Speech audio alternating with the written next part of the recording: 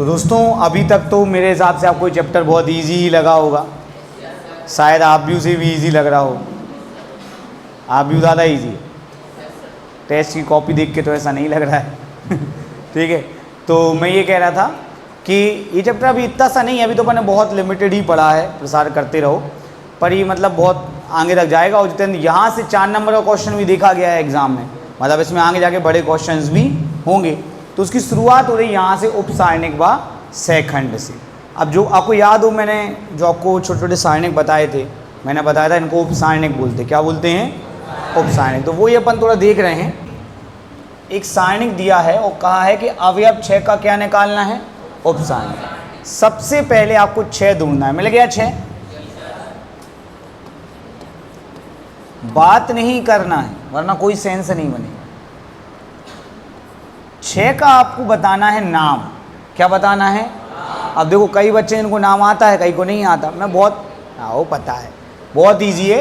11 12 13 4 5 6 ओ sorry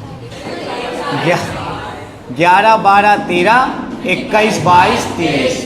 तो इसका नाम हो गया A23। और इसका अपन को क्या निकालना है? उपसारणिक। बेटा इसका जो उपसारणिक है उसको अपन बोलते माइनर ऑफ 2 3। क्या बोलते? अब कुछ नहीं करना, ये वाली पंक्ति छोड़ देना और ये वाला जो कि अपन करते आए हैं। तो 1 2 7 8 एकम माइनस लगाया, 7 दूनी आ गया माइनस। समझ आया? तो क्या परिभाषा बनी? बेटा परिभाषा जब ये पेपर में आई थी तो किसी बना बनी थी। सोचो, पता है सवाल बनते हैं लेकिन जब परिभाषा आती तो बैंड बज जाती। समझ रहे? ये तो हम हैं जो तुम्हें बताते जाते कि ये आ चुका, ये आता रहता है। बाकी आप तृतीय कोटि के सारणिक के किसी अवयव के उपसारणिक का अर्थ है उस अवयव की पंक्ति एवं स्तंभ को छोड़ देने पर प्राप्त हुआ द्वितीय कोटि का सारणिक। ठीक है। अब अपन चूंकि बच्चे लेट आ रहे हैं तो एक सवाल और देख लेते हैं। किसका उपसारणिक निकालना है? अवयव A32। देखो तीसरी लाइन का दूसरा अवयव। 32 मतलब क्या? ये पहली लाइन, ये दूसरी लाइन और ये इसका ये पहला अवयव और ये दूसरा। 2। क्लियर हो गया? का क्या निकालना है? उपसारणिक। नाम क्या रखेंगे? माइनर। उपसारणिक को माइनर बोलते, माइनर ऑफ 3 2। ये इसकी पंक्ति छोड़ दो और स्तंभ। जो मिला 5 8 2 1। परिभाषा क्लियर है बेटा? हम तो बार बार कह ही सकते हैं और टेस्ट ले सकते हैं ताकि आपको समझ में आए कि क्या क्या आ सकता है। 5 एकम 5 और 8 दूनी 16। 5 में 16 कितने आ गए? -2। समझ गए? तो ये है बहुत छोटी चीज़। आगे जाके क्या होता है कि सबके निकलवा लेते हैं तो टाइम लग जाता है, लेकिन है तो छोटी ही चीज़। चलिए अगला देख लेते हैं। क्या अवयव चाहिए?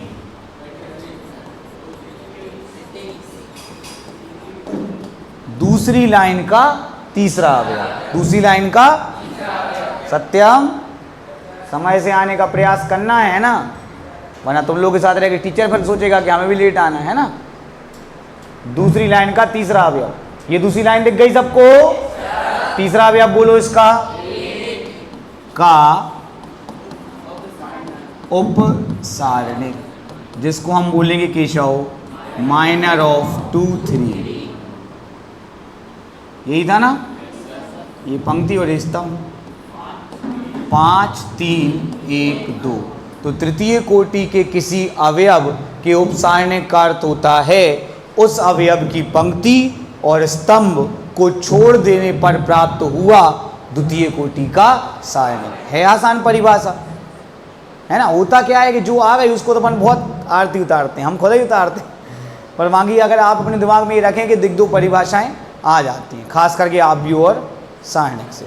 और बेटा अभी संबंध फलन और थ्योरेटिकल चैप्टर है, अपन तो जान लगा देंगे और यही कर सकते और क्या कर सकते हैं बताओ? सोचो हम, है ना? आप तो अच्छी मेहनत करो यार बेटा। पता है कल एक लड़का मिला था हमको, हर्षित नाम उसका, 99 आए थे उसके 12th मैथ्स में। आ जाते हैं हमसे बड़े बच्चों का। तो बोल रहा था कि लगा सर आपसे पढ़ के तो मतलब गलती कर दी हमने। क्या बोल रहा यार? कि लगे सर जब आप पढ़ाते तो सब कुछ बहुत आसान आसान लगता था। कि लगे आप बुक रेडी बना दे जमा जमा के, वो खूब अच्छे नंबर आ गए। कि लगे फिर हम आए BSc में और हमने शुरुआत में सोचा कॉलेज है मज़े करें। अब हम मतलब बुरा लगता ना यार, जिस बंदे की 12th में 99 मैथ्स में आए हूँ और फिर वो जाए और उस पर ज़्यादा कुछ ना बने। तो कहने लगे सर क्या हमको ये लगता है कि आप BSc पढ़ा देते। हमने कहा बेटा ठीक है ना, अच्छा बच्चा है, उसकी मतलब BSc हो गया, वो MSc करा। वो बता रहा था कि मतलब एक अंदर से जाता ना कि हम तो इतने होशियार, हमारे इतने नंबर आते हैं। सब कुछ पढ़ने के ऊपर ही रहता है। ये आखिरी बार है जब आपको इतने आसानी सब मिल रहा है, फिर तो आपको सब मेहनत खुद से ही करना है ना। कितना आसान है कि पता है कि ये आना ये नहीं आना। लोग दिन रात एनालिसिस करते रहते हैं बड़े बड़े एग्जाम में। 5 दूनी 3 एकम 3, कितना आ गया 7। इतना लंबा है वो, मतलब ये कि यहाँ हम खड़े हैं, उसको यहाँ खड़े कर देंगे तो यहीं लगेगा। वो बहुत लंबा है, वो बहुत ही अच्छा बच्चा है। चलो तो तृतीय कोटि हो गया बेटा। अब आ जाओ द्वितीय कोटि। क्या लिखा है? अवयव लिखा है A22। क्या लिखा है? दूसरी पंक्ति का दूसरा अवयव। ये दूसरी पंक्ति दूसरा अवयव कौन है? D का क्या निकालना है? उपसारण। उपसारण। अब जरा पहले तुम सुन लो हमारी बात, ठीक है, अच्छे ध्यान से। M22 देखो का प्रॉब्लम है क्या है कि जो ये अवयव है ना तुम्हारा D, यही है ना, तुम इसकी पंक्ति और इसका स्तंभ छोड़ दोगे तो क्या मिलेगा तुम्हें? A मिलेगा। क्या मिलेगा? उपसारणिक मिलेगा। कोई सवाल ही पैदा नहीं होता। तो ये इसका आंसर है, बात खत्म। तो द्वितीय कोटि के सारणिक के किसी अवयव के उपसारणिक का अर्थ है उस अवयव की पंक्ति और स्तंभ को छोड़ देने पर प्राप्त हुआ, ना कि सारणिक। है अंतर के नहीं बेटा? अब इतनी डीपली पढ़ा रहे हो तुम, वहाँ कचरा मचाया हो तो मन तो दुखता है। सबसे नहीं बोल रहे बहुत अच्छे पंडित, लेकिन जो होशियार उनका फर्ज बनता है कि वो सर को अच्छा परफॉर्म करके दें ताकि सर का मोटिवेशन हमेशा हाई रहे, है ना। चलो ध्यान दो जरा, क्या लिखा है? अवयव A21 दूसरी पंक्ति का, ये दूसरी पंक्ति है, इसका पहला अवयव क्या है? का उपसारणिक। नाम क्या रखेंगे बेटा? जय। M21। सबको समझ में आया? ये हम आपको इतने प्रसन्न लग रहा है इसलिए लग रहा है, कोई अपनी तारीफ कर देता है ना। पढ़े लिखे बच्चे पढ़ चुके, उनको क्या सेंस है, उनको क्या मतलब आपसे। पर जब चक्राकार जाते हैं तो मैक्स तो कुछ मिले ही जाता है। तो जब कोई अपनी तारीफ कर दे तो अपन थोड़े फूल जाते हैं, हाँ यार ठीक है। नहीं, पैसे कमाना ज़रूरी है, लेकिन एक कहीं ना कहीं एप्रिसिएशन भी लाइफ में ज़रूरी है। जब आपके अच्छे नंबर आते हैं या जब टीचर आपसे कहता है कि यार ये व्यक्ति तो होशियार बच्चा है, या टीचर आपका नाम लेता है तो आपको प्रसन्नता होती है कि मतलब सर हमें जानते हैं और सर की नज़रों में एक हमारी अच्छी रिस्पेक्ट है। मानो या नहीं मानो, लोग कहते हैं ना कि हमें क्या करना, हमें क्या लेना दुनिया, ऐसा कुछ नहीं होता। सब व्यक्ति, हर एक व्यक्ति रिस्पेक्ट कमाना चाहता है। कोई काम क्यों करता है, किसी की राइटिंग अच्छी वो क्यों लिखता है, बच्चा अच्छी ड्राइंग क्यों बनाता है, सब क्या चाहते हैं? रिस्पेक्ट, जो कि आप ज़बरदस्ती नहीं कमा सकते। आप मार दो बच्चे को कितना ही, यहाँ बोल देगा, बाहर कुछ और बोल देगा। रिस्पेक्ट तो बहुत मुश्किल से ही कमाई जाती है, बहुत मुश्किल, ज़बरदस्ती नहीं कमा सकते, है कि नहीं। चलिए सबको समझ में आ गया बेटा? दोनों परिवार समझ में आ गई? चलो जल्दी फटाफट कर लो, अब समय न व्यर्थ करें। सारणिक में अगली चीज जो अपन पढ़ रहे हैं वो पढ़ रहे हैं सेखंड। क्या पढ़ रहे हैं? याद है अपन पहली पंक्ति के अवयव को देते थे चिन्ह प्लस माइनस प्लस, दूसरी वाले को वो बाल माइनस प्लस माइनस, और तीसरे वाले को यही चिन्ह देते अपन। तो जब उसमें आगे उपसारणिक होता है, मतलब सॉरी पीछे उपसारणिक होता है, आगे क्या होता है? चिन्ह। तो वो उपसारणिक के साथ जो अपन चिन्ह भी लगा देते हैं ना, तो उसको अपन बोलते क्या? सेखंड। क्या बोलते? जैसे उपसारणिक को इंग्लिश में माइनर बोलते हैं, वैसे सेखंड को बोलते एडजॉइंट। क्या बोलते? ये सब चीज़ें आपको सिखाई जा रही हैं ताकि आप एक बड़ा उद्देश्य पूरा कर पाएँ जो आपको सबसे लास्ट एक्सरसाइज में मिलेगा। तो जब किसी सारणिक के किसी अवयव के उपसारणिक को उचित चिन्ह के साथ लिखते हैं तो उसे अपन क्या कहते हैं? उस अवयव का सेखंड। आ गई बात समझ में? तो उचित चिन्ह कैसे होगा? कैसे सर ने बता दिया, बताओ इसका चिन्ह बताओ क्या होता जया? प्लस। इसका क्या होता? इसका। आज मैं आपको थोड़ा इसका एक लॉजिक बता देता हूँ। अच्छा, इसका चिन्ह क्या होता है और इसका, तो किसी भी अवयव का अगर आपको चिन्ह लगाना है, क्या लगाना है या चिन्ह निकालना है, तो -1 की पावर, जैसे मान लो इसका निकालना आपको, तो 2 + 2 कितना होता, 4। 4 माने सम संख्या की पावर लगाओगे तो क्या आएगा, +1। क्या आएगा, जैसे अपन को इस अवयव का निकालना है तो -1 की पावर कितनी जाएगी, 1 + 2 कितना हो जाएगा, 3। तो क्या आ जाएगा, -1। तो ऐसे रटना नहीं है अपन को कि माइनस प्लस माइनस, वरना आप परेशान हो जाओगे। सिंपल हर एक अवयव के हिसाब से उसका क्या होता है, चिन्ह। बाकी रटे ही रहते हैं सब लोग, पर आपको मीनिंग समझ में आया। चलो, कौन मुझे इस अवयव का चिन्ह बताएगा। 7 3 और 4 7, तो क्या हो गया, माइनस। ये चीज़ें बताना ज़रूरी है क्योंकि सवाल तो हो जाएगा, मान लो पेपर में कुछ और आ गया तो आपकी बैंड बच जाएगी। इसलिए आपको एक बार कंसेप्ट बता दिया, आपने सुन लिया, बात खत्म। ठीक है। अब कई बच्चे जो आज नहीं आए, कहने को वो वीडियो देख लिए कुछ, अरे इतना सुनता वीडियो में, लोग स्किप कर करके पढ़ते हैं कि भाई सवाल बन जाए कि जो हमने बात बोली हम लिखवा तो नहीं दिया। एक ही उपाय है, रोज आएँ, परिश्रम से पढ़ें, अपना रूटीन ही अच्छा बना के रखें। ओके, तो पहला अवयव क्या है जय, इसके सेकंड को बोलेंगे A11।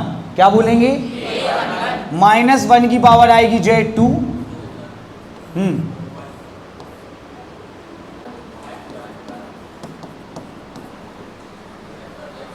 यस सर कि नो सर, 12 दूनी 24 पचम, -1 का स्क्वायर हो जाएगा +1 और ये आ गया आपका -1। कितना आंसर आ गया, -1। अगला अवयव, नाम इसका 11 के बाद क्या आता है, तो इसका नाम होगा A12। इसका सेकंड निकाल रहे, क्या निकाल रहे, सबसे पहले -1 की पावर बोलो, 2 और 1 3, 12 तिया 36 -5। तो बताओ जो पहले पढ़ा वो जरूरी है कि नहीं। बिल्कुल अपन ने इस प्रकार से बनाया कि धीरे धीरे आप आगे बढ़े। बस आप रोज आओ तो हमने सिखा दिया अच्छे गनों को। -1 का क्यू क्या हो गया, -1, 36 में से 5 गए हैं, 31 का -1 में -1। समझ रहे भैया कि नहीं। अब एक सवाल आता है जया, उसमें पूरे उपसारणिक भी निकलवाते हो, पूरे सेकंड भी। कितना बड़ा सवाल हो गया कि नहीं हो गया। हम भी बड़े खतरनाक है, पता, पहले उपसारणिक निकाल रहे सारे, फिर जैसे अपन को A11 निकालना तो -1 का स्क्वायर लिखा, और ये नहीं लिखते हम, क्या लिखते M11, क्या लिखते, नहीं आई बात समझ। काहे को टाइम वेस्ट करें, एक सारणिक में 9 अवयव, तो 9 उपसारणिक और 9 सेकंड, टाइम भैया बचा नहीं हमें, है ना। बोर्ड से नहीं सोचता, वो समझता है कि बच्चा मैथ्स लिए क्या है, SSC का एग्जाम कुछ नहीं है, सड़ी मैथ्स आती, पर भाई स्पीड होनी चाहिए। क्या होनी चाहिए, आप देख लो SSC का पेपर, आपको लगेगा ये तो बड़ा इजी पेपर, लोग तो बहुत कहते हैं सेंट्रल की जॉब है, स्पीड बढ़ा, स्पीड कोई बड़ा बेच थोड़ी बढ़ जाए। जिनको भी अपना कोर्स बेचना वो 2-4 ट्रिक बता दीजिए शुरू में, आप उनका कोर्स खरीद लेते, फिर वो जो पढ़ाते वही पढ़ाते। हर चीज़ की ट्रिक तो होती नहीं, ये है हर चीज़ की ट्रिक। ये इसको जितना ट्रेन करोगे उतना आगे बढ़ोगे। पहले सही करो, फिर स्पीड बढ़ाओ। आज ये सोच के करोगे तो मन लगेगा पढ़ने, वरना फिर क्या है, 1000 चीज़ें हैं। चलो अगला अवयव, ये वाला -1 की पावर, -1 की पावर 4, तो 1 ही आ जाएगा, और ये आ गया आपका 13। सही आ रहा कि नहीं आ रहा,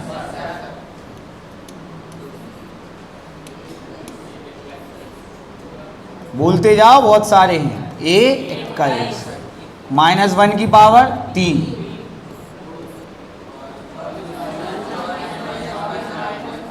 हाँ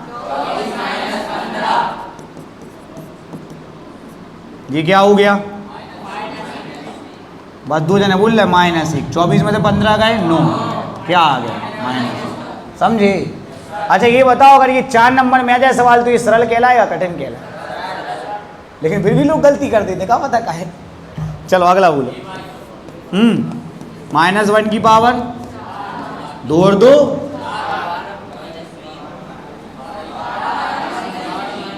12 -3। सबको आता है ना भाई, 3 गुणा करना, 1 का 12 में और 3 का 1 में। ये काफ़ी आसान है दिव्यांग, बिकॉज इसमें कोई चिन्ह काय का नहीं है, माइनस। हम आपको गारंटी दे रहे हैं बेटा कि जब आप ये क्वेश्चन करोगे, और अगर आप थोड़े सा भी ध्यान यहाँ वहाँ गलत होगा, आप ये मत सोचा करो कि एक ही अवयव तो गलत हुआ, अरे देख लेंगे यार, बात ये है कि इतनी सारी चीज़ भी गलत हो रही तो हम क्या करेंगे लाइफ में। तुम सब एक दूसरे का कंपटीशन, इसमें कोई बुराई नहीं है, क्या करें। और ऐसे लाखों हर साल निकल रहे है ना। तो अगर एम पढ़ाई का ही है तो उस पर बहुत जान लगा दो, और एम कुछ काम, कोई भी काम करो जान लगाओ। मुझे कोचिंग पढ़ाना, मैं कोचिंग में जान लगाता हूँ। चलो चलो भैया, ये 1 और 12 में से 3 गए, 9 एकम 9। चलो अगला, यहाँ तो हम ये कर रहे हैं, वहाँ 23 -1 की घात 5, जहाँ पंक्ति हो जाए स्तंभ। 5 एकम 2 एकम 5 -2, जे हो गया -1, जे हो गया 3। सही है। और कर दी रखी 100 को, है ना कि 100 नहीं, हम तो कर ही लें, हम तुम्हारा कह रहे हैं, सर तो कर ही लेंगे। कर लोगे। अब इसमें कुछ कमाल नहीं है, कोई रॉकेट साइंस बात है। आपको चाहिए थोड़ी स्पीड और सही। पहला फोकस किस पे रहेगा, गलत नहीं होना चाहिए किसी की। बात ये नहीं है कि पेपर में गलत नहीं करेंगे, हम पेपर में तो ये कहेंगे। बात ये ऐसी गलत कैसे हो रही थी छोटी चीज़, अपनी भी तो कोई इज्जत है यार। ऐसी सारी चीज़ें गलत करेंगे तो कैसे बड़े बड़े एग्जाम। मैं आपको एक ऐसा बच्चा बताऊंगा जिसने 12th के तुरंत बाद एसएससी की तैयारी की, एलिजिबल नहीं होते, साथ में बीएससी निपटाई, साथ में एसएससी निपटाई। बंदा 3 साल कंटिन्यू 8-8 9-9 घंटे पढ़ा है, अब हो गया उसका बाद। ऐसा नहीं होता कि जो अपन 2 दिन पढ़ लिए फिर 4 दिन रहने दो, फिर 4 दिन पढ़ लिए फिर 2 दिन रहने दो। और ये आदत आज से बनी। कल तुम यूपीएससी करने का भी मन है तो वो तो उसमें सफलता मिले या ना मिले, रूटीन सेट है, तो पढ़ना तो पड़ेगा। ऐसा नहीं कि आज रहने दो, आज मन नहीं हो रहा है। ऐसे लोग कुछ नहीं कर पाते लाइफ में। हम कहने लगे आज रहने दो, आज क्लास नहीं पढ़ा रहे, कल पढ़ेंगे, ऐसे थोड़ी कर सकते भैया। काम अपन को कब करना पड़ता है, रोज, है कि नहीं।